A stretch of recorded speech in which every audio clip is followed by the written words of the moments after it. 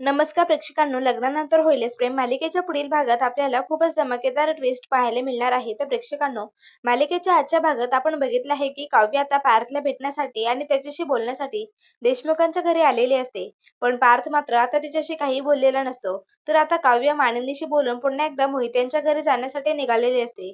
तेव्हा आता काव्य पार्थची येण्याची वाट बघत असते, पण पार्थ काही घरी आलेला नसतो. तो तिथेच अंगणामध्ये त्याच्या गाडीमध्ये बसलेला असतो. त्यामुळे आता ती एकटीच रात्रीची घरी जाण्यासाठी निघते. तेव्हा पार्थ तिला गाडीतून बघतो, ती एकटी चाललेली असते. आता पार्थच्या मनात विचार येत असतात की मी जाऊन त्यांना सोडून यावं का? पण पार्थ म्हणतो, नाही, माझं आता त्यांना सोडणं एवढे काही गरजेचं नाहीये. मला आता त्यांच्यापासून लांब राहायची सवय करावीच लागणार आहे. ती जाऊ शकतील एकट्या, तेवढ्या त्या समर्थ आहे, असं आता पार्थ म्हणत असतो. तो तिथेच थांबतो. तेव्हा आता काव्य मात्र एकटीच चाललेली असते. तिला नेमकी आज रिक्षाही भेटत नसते आणि ती खूपच अंधार असतो.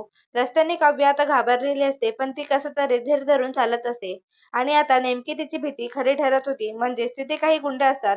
तेव्हा तिला ते रस्त्यात अडवतात आणि आता तिला छेडण्याचा प्रयत्न करत असतात. तेव्हा काव्य चांगलीच त्यांना अद्दल घडवते, पण मात्र ते गुंड आता काव्याला जुमानतच नसतात. ते आता काव्यासोबत खूपच जास्त बदतमीजी करत असतात. तेव्हा आता मात्र काव्य खूपच घाबरलेली असते. तर इकडे आता पार्थच्या मनात विचार येत असतात की मी त्यांना सोडायला जायला पाहिजे होतं, पण ते अजून घरी पोहोचले आहे की नाही हे तर बघावं लागतंय. तेव्हा आता पार्थ लगेचच नंदिनीला फोन करून विचारतो की काव्य घरी आले का नाही. तेव्हा नंदिनी म्हणते, नाही, ती अजून तरी मला घरात दिसत नाहीये. का हो, ती निघाली आहे का तिथून? तेव्हा पार्थ म्हणतो, हो, त्या तर कधीच निघाल्या आहे, पण अजून आल्या नाही. त्यांना खूपच टाइम झालाय, त्या आतापर्यंत यायला पाहिजे होत्या. बरं नंदिनी, मी ठेवतो, मी तुम्हाला नंतर सगळं काही सांगतो, असं आता पार्थ म्हणतो. लगेच गाडी काढतो आणि काव्याला बघण्यासाठी जातो. आणि पार्थ आता विचार करत असतो, मी त्यांना सोडायला जायला हवं होतं. असं रात्रीचं मी त्यांना एकटं जायला नव्हतं सांगायला पाहिजे. आता पार्थ बघत असतो तेव्हाच त्याला रस्त्यात काही टवाळखोर मुलं दिसतात आणि त्याला अजून भीती वाटते. तो म्हणतो, त्या मुलांनी काव्याला काही त्रास वगैरे दिला नसेल ना? तर आता तो विचार करून स्वतःला खूपच गिल्टी फील करून घेत होता की तो तिला सोडायला घरी गेला नाही. त्याने त्याला तिची खूपच काळजी वाटत होती. त्याला आता पुढे काव्य दिसते आणि तिच्यापाशी काही टवाळखोर मुलं तिला छेडत असतात. तर काव्य पूर्णपणे घाबरून गेलेली होती. ते बघून आता पारच्या तळपायाच्या मस्तकात गेलेली असते. तो लगेचच गाडीतून उतरून त्या टवाळखोर गुंडांना चांगलाच अद्दल घडवतो. तो चांगलेच एकेकाची मुस्काट फोडत असतो आणि त्याला आता प्रचंड राग आलेला असतो.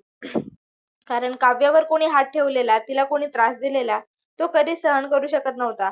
तो आता म्हणत असतो, माझ्या बायकोला हात लावण्याची धमक कोणी केली? काव्य माझी बायको आहे, तिला त्रास द्यायची चुकूनही धमक करायची नाही. तिलाच काही कोणत्याच बाईकडे चुकूनही वाईट नजरेने बघायचं नाही, असं म्हणत त्यांना चांगला धडा शिकवत असतो. ते गुंड लगेचच तिथून पळून जातात. तेव्हा आता काव्य खूपच घाबरलेली असते. ती लगेचच पार्थला मिठी मारते आणि जोरजोरात रडू लागते आणि म्हणत असते, पार्थ, तुम्ही तर आता मला आलं नसता तर माझं काय झालं असतं? तेव्हा पार्थ म्हणतो, तुम्ही असं चुकूनही बोलू नका. मी तुम्हाला काहीच होऊ देणार नाही. जोपर्यंत मी जिवंत आहे तोपर्यंत तुमच्या केसालाही कोणी धक्का लावू शकत नाही. पार्थ काव्याला काळजीने विचारत असतो, तुम्ही आता ठीक आहात ना? तुम्हाला त्यांनी काही केलं नाही ना? काव्य, प्लीज सांगा मला, तुम्हाला काही त्रास नाही दिला ना त्यांनी? असं पार्थ म्हणत असतो. तेव्हा आता काव्य त्याला कडकडून मिठी मारत रडतच असते आणि ती म्हणत असते, जर आता तुम्ही नसता आला तर मलाही माहित नाही माझं काय झालं असतं. तेव्हा पार्थ म्हणतो, मी तुम्हाला कधीच असं एकटं सोडणार नाही काव्या. तेव्हा आता काव्य म्हणते, खरंच पार्थ, तुम्ही मला कधीच एकटं नाही सोडणार. तेव्हा आता पार्थ थोड्या वेळापुरतं सगळं मागचं विसरून गेलेला असतो. तेव्हा आता त्याला आठवतं की तो काव्याला डिव्होर्स देणार आहे. तो तेव्हा आता लगेचच शांत होऊन जातो. तेव्हा आता काव्य त्याला म्हणते, बोला ना पार्थ, तुम्ही नाही सोडणार ना मला एकटीला? मला या गुंडापासून कोण वाचवणार पार्थ? तुमच्या मांजरीला असं एकटं सोडणार नाही ना? बोला ना देशमुख. तेव्हा आता पार्थ म्हणतो, नाही सोडणार तुम्हाला मी कधीच एकटं. नाही सोडणार. पण मी तुमच्यावरचा राग अजून सोडलेला नाहीये. मी अजूनही तुमच्यावर तितका चिडलेला आहे. तेव्हा आता काव्य म्हणते, तुम्ही फक्त मला एक संधी देताय. द्या, मी तुमचा राग आणि तुम्हाला कायमचं जिंकून दाखवेल. मी तुमचा विश्वास पुन्हा एकदा मिळवेल आणि तुम्हाला कायमचं माझं करेल, असं आता काव्य म्हणत असते. तेव्हा आता पार्थ लगेचच मोहित्यांच्या घरी घेऊन जातो आणि तिला सुखरूप त्यांच्या घरी सोडतो. तर प्रेक्षकांनो, मालिकेत असा ट्विस्ट आला तर तुम्हाला पाहायला आवडेल का? कमेंट करून नक्की सांगा आणि चॅनलला सबस्क्राईब करून ठेवा.